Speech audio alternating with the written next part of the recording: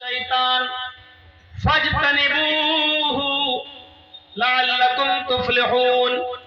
ऐ मुसलमानों, आज कुल्ली तौर पर अल्लाह ताला ने तुम्हारे ऊपर शराब को, जुए को कुल्ली तौर पर तुम्हारे लिए हराम कर दिया है। आज के बाद शराब का एक कतरा और एक बूंद भी तुम नहीं पी सकते। शराब मुख्तलिफ मरहलों में बंद हुई।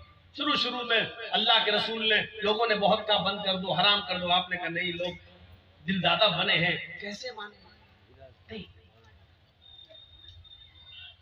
कोई सहाबी नमाज पढ़ा रहे हैं और नमाज पढ़ाने की हालत में शराब के नशे में और कुरान की आयत गलत पढ़ रहे हैं। कुल या अय्युहल काफिरून ला अअबुदु मा ताबुदून की जगह वो पढ़ रहे हैं कुल या अय्युहल काफिरून नहनु नअबुदु मा ताबुदून। आए मोहम्मद सल्लल्लाहु अलैहि वसल्लम कहे तो क्या है काफिरों, ला अअबुदु मा ताबुदून, मैं उन देवी देवताओं की, खुदाओं की पूजा नहीं करता जिनकी तुम करते हो। लेकिन वो सहाबी क्या पढ़ रहे हैं, नहनु नअबुदु मा ताबुदून, मैं भी उनकी पूजा करता हूं जिनकी तुम करते हो, हम भी उनकी इबादत करते हैं जिनकी तुम करते हो। जब सहाबी ने ये पढ़ा, इधर नमाज पढ़ाकर फारिग हुए, उधर मोहम्मद रसूलुल्लाह पर कुरान की आयत नाजिल होती है, या अय्युहल्लज़ीना आमनू ला तक़रबुस्सलाह व अंतुम सुकारा। ईमान वालो, तुम नमाज के करीब मत जाओ उस वक्त जब तुम नशे के अंदर हो। जब तुम नशे में हो तो नमाज न पढ़ो। हत्ता तालमू मा तक़ूलून, उस वक्त तक नमाज न पढ़ो जब तक कि तुम अपने मुंह से जो बातें बोल रहे हो वो खुद समझने न लगो। जब तुम मुंह से निकलने वाले जुमलों को समझ ही नहीं पा रहे हो तो नमाज क्यों पढ़ रहे हो? इसीलिए तो तुम कुरान की आयतें ही गलत पढ़ रहे हो। इसलिए अब शराब पीने के बाद नमाज के करीब मत जाना, जब नशे में हो तो नमाज मत पढ़ना, इसलिए कि तुम कुरान की आयतों को बदल दोगे, उल्टी सीधी आयतें पढ़ने लगोगे। हत्ता तालमू मा तक़ूलून, उस वक्त तक नमाज न पढ़ना जब तक कि तुम जो चीज बोल रहे हो उसको समझने न लगो, उसको जानने न लगो। कुरान की इस आयत ने साहबा को झंझोड़ दिया। या अल्लाह, क्या शराब पियो, नमाज का वक्त निकल जाए, नशे में मैं आ जाऊं और नमाज का वक्त निकल जाए? क्या ऐसा भी हो सकता है? क्या हमारे इतने बुरे दिन आ गए, क्या हम शराब पी लें और नमाज का वक्त हो जाए तो हमसे नमाज छूट जाए, जब हमारा नशा उतरे तब हम नमाज पढ़ने जाए? इससे बेहतर है कि नमाज पढ़ा जाए और शराब ही न पी जाए।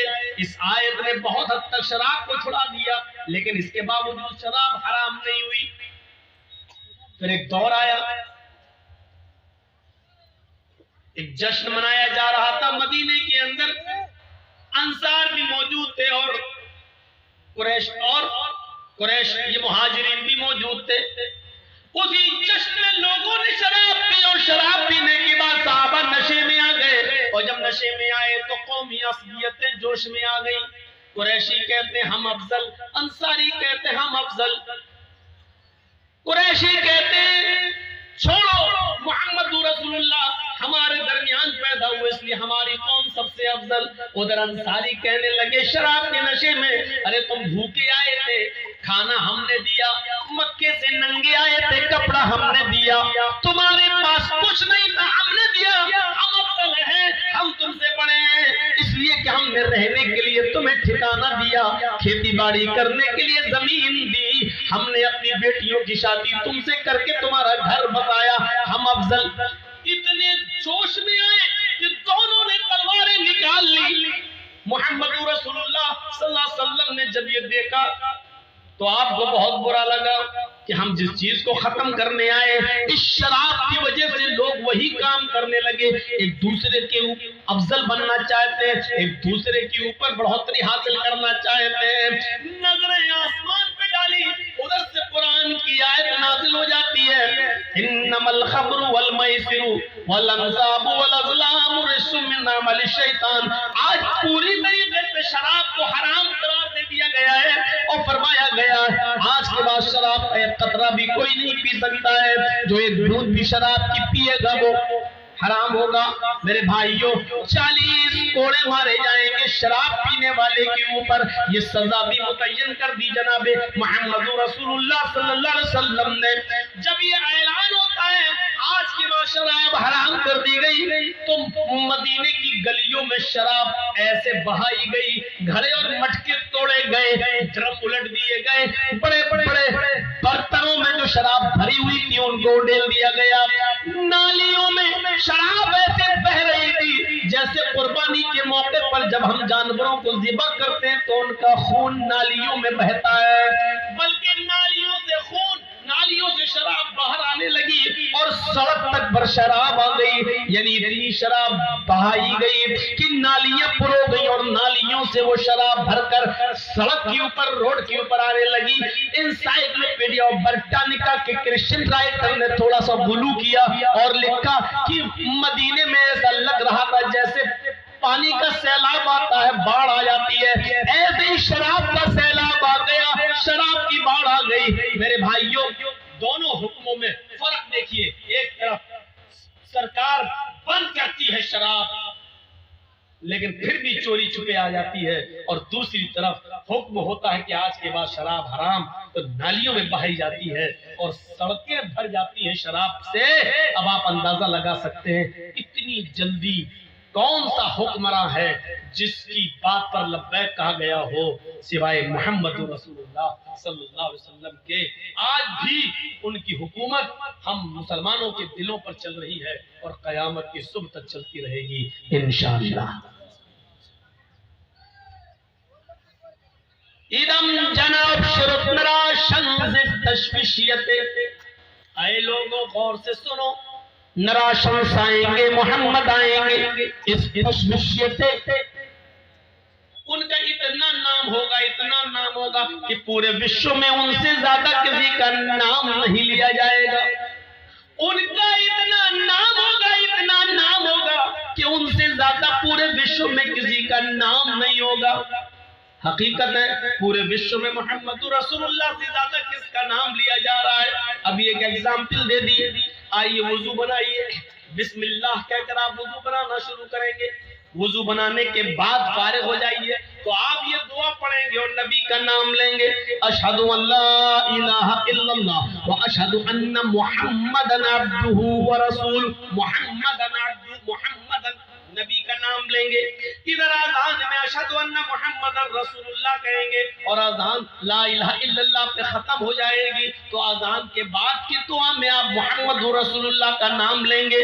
अल्लाहुम्मा रब्ब हाज़िहि दावति ताम्मा व सलातिल क़ाइमा आति मुहम्मदनिल वसीला, आति मुहम्मदनिल वसीला वल फजीला। मोहम्मद रसूलुल्लाह का नाम आप आ रहा है, देख लीजिए आप हर जगह नबी का नाम और इतना ज्यादा नाम लिया जा रहा है कि पूरे विश्व में मोहम्मद रसूलुल्लाह से ज्यादा किसी का नाम नहीं लिया जा रहा है। षष्टिम सहस्त्रा नबीतम चक्रम अरुष्मेधु ददमहे, षष्टिम 60, सहस्त्र 1000। मीनिंग देखिए एक एक चीज की। षष्टिम 60, सहस्त्र 1000, नबीतम 90, गौरम दुश्मन, अरुष्मेधु हिफाजत करेंगे, रक्षा करेंगे उसकी हम। षष्टिम सहस्त्र नबीतम चक्रम अरुष्मेधु ददमहे, हम उस कल्कि की, उस नराशंस की, उस मोहम्मद की 60,090 दुश्मनों से हिफाजत करेंगे। 60,000 90 दुश्मन किसके थे? ये किताब इनकी है और पढ़ रहे हैं हम। गौर कीजिए आप, तुम्हें बताने वाला तुम्हारा कोई नहीं मिला। 60,090 दुश्मन, जरा गौर कीजिए किसके थे। महाभारत की लड़ाई में देख लो कितने दुश्मन थे। जब रावण सीता का अपहरण करता है और श्रीलंका ले जाता है, उस वक्त जो युद्ध हुआ उसमें कितने लोग थे। एक एक चीज पर गौर कर लीजिए। और आइए हम दिखाते हैं 60,090 दुश्मन। जंगे खंदक में 10,000 काफिरों का लश्कर जो मोहम्मद रसूलुल्लाह को मारना चाहता था। और गिनते रहिएगा, 10,000 जंगे खंदक में, जंगे खैबर में 10,000 जो नबी अकरम को नुकसान पहुंचाना चाहते थे दुश्मन। कितने हुए? 10 खंदक में और 10 खैबर में, 20। 40,000 रूमियों का लश्कर जो मदीना में घुसकर मदीना की ईंट से ईंट बजाना चाहता था। और मोहम्मद रसूलुल्लाह 3,000 का लश्कर लेकर जब निकले तो आपने उनके दांत खट्टे कर दिए। ये 3,000 का लश्कर 40,000 रूमियों को भागने पर मजबूर कर देता है।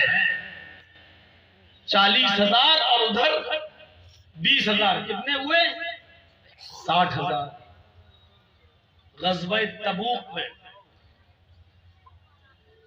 अल्लाह के रसूल सल्लल्लाहु अलैहि वसल्लम ने जिन लोगों को निकलने के लिए हुक्म दिया था उनकी तादाद थी 80। वो यहूदी थे जो इस शर्त पर रह रहे थे मदीना में कि अगर हम पर हमला होगा तो मोहम्मद रसूलुल्लाह मदद करेंगे, और मोहम्मद रसूलुल्लाह पर हमला होगा तो हम यहूदी मदद करेंगे। उनकी तादाद कितनी थी? 80। और 13 वो मुनाफिक थे, 13 वो मुसलमान थे जो जंग में किसी न किसी बहाने के लिए, बहाने के तहत नहीं जा पाए ग़ज़वे तबूक में। तो 80 और 13 कितने हुए? 93। 80 और 13 93।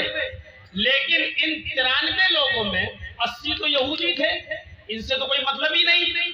13 मुसलमान थे, लेकिन इनमें 10 लोग का झूठ पकड़ा गया जिनको माफ नहीं किया गया। 10 और 3 वो थे जिनकी तौबा अल्लाह रब्बुल आलमीन ने कबूल कर ली। उनमें काब इब्न मालिक रज़ी अल्लाह तआला अन्हु जैसी शख्सियतें शामिल हैं जो ग़ज़वा तबूक में शामिल नहीं हो सके, लेकिन अल्लाह के रसूल को सच बता दिया कि ये वजह थी। अल्लाह के नबी ने इनका बाइकाट किया।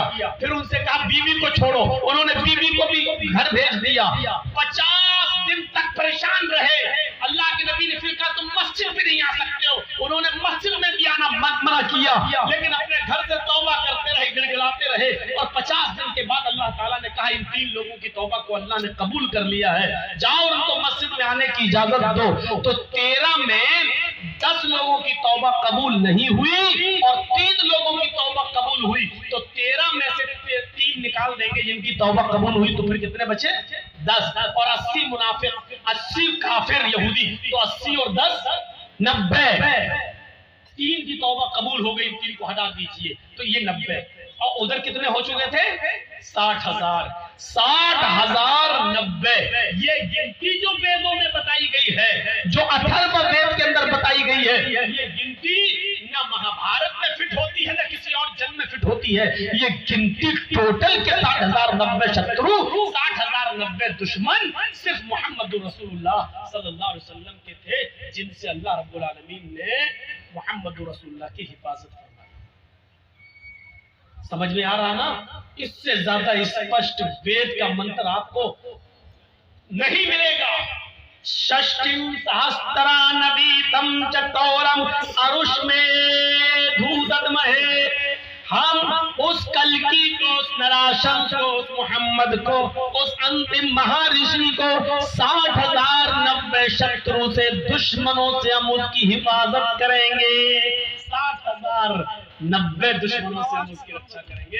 ये गिनती किसकी थी? मोहम्मद रसूलुल्लाह दुश्मनों। और इसके बाद वाला मंत्र द्वादश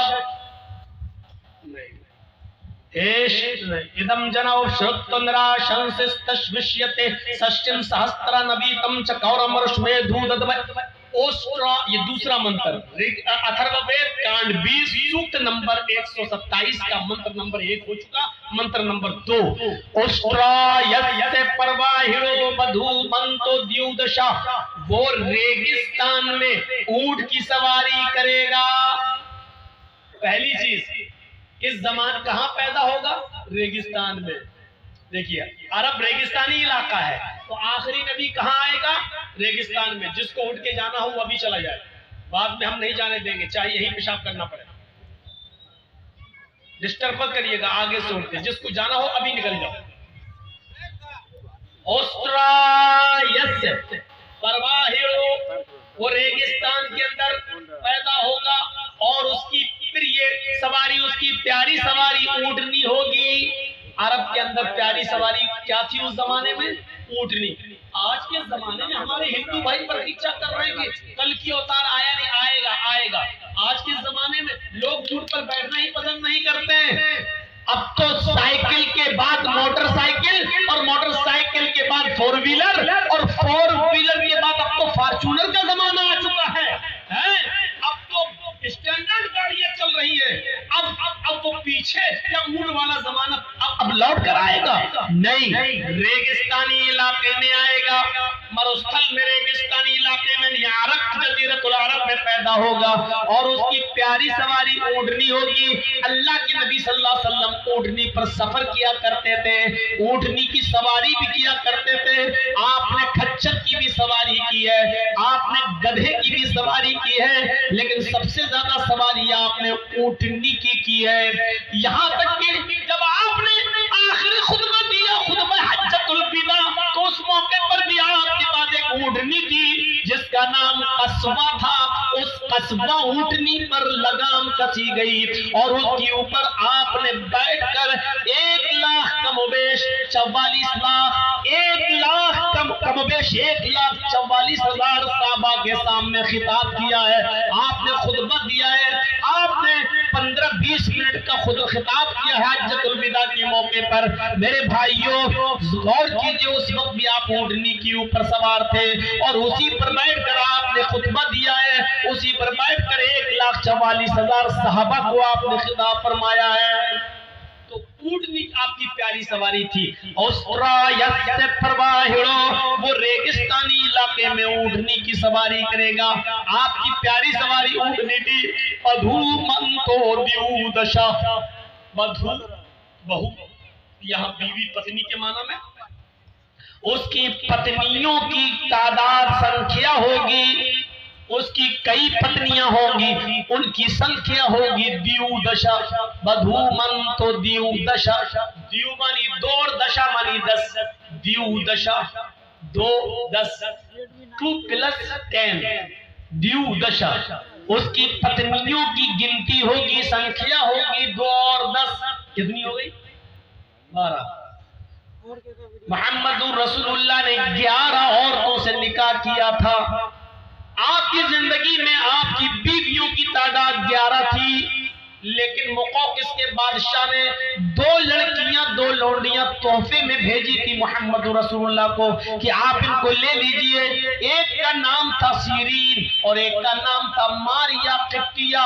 सीरीन को अल्लाह के नबी ने अपने सहाबी हसन इब्न साबित को दे दिया था और मारिया को आपने बतौर लौंडी खुद पसंद कर लिया और आपने अपने पास रख लिया।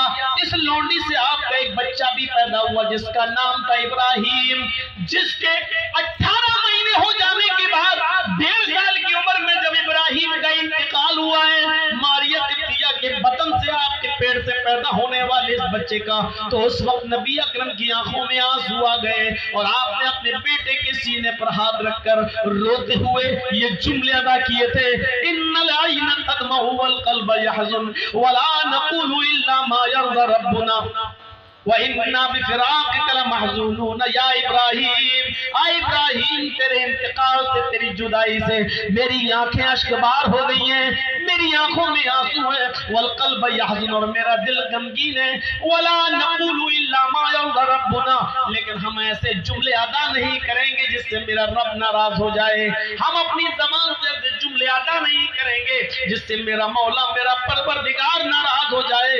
वही नबी फिराक़िका महज़ूनून, हाँ हम तुम्हारी जुदाई से हम तुम्हारे इंतकाल से गमगीन जरूर है, परेशान जरूर है, लेकिन हर हाल में अल्लाह का शुक्र अदा करेंगे।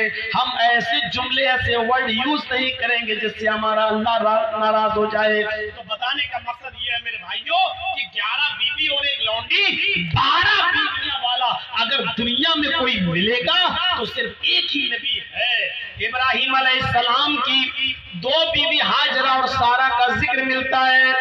दाऊद अलैहिस्सलाम की 1000 बीवियों का जिक्र मिलता है। सुलेमान अलैहिस्सलाम की 99 बीवियों का जिक्र मिलता है। रामचंद्र जी की एक ही पत्नी सीता का जिक्र मिलता है। राम के पिता राजा दशरथ की 3 पत्नियों का जिक्र मिलता है। ईसा अलैहिस्सलाम की एक भी बीवी का जिक्र नहीं मिलता है। अल-गर्ज़ कहने का मकसद ये किसी के पास 3 है, किसी के पास 2 है, किसी के पास 1000 है, किसी के पास सिर्फ 99 नहीं है, किसी के पास सिर्फ एक ही है और किसी के पास एक भी नहीं है। लेकिन आखिरी नबी के पास कितनी पत्नियां होंगी ये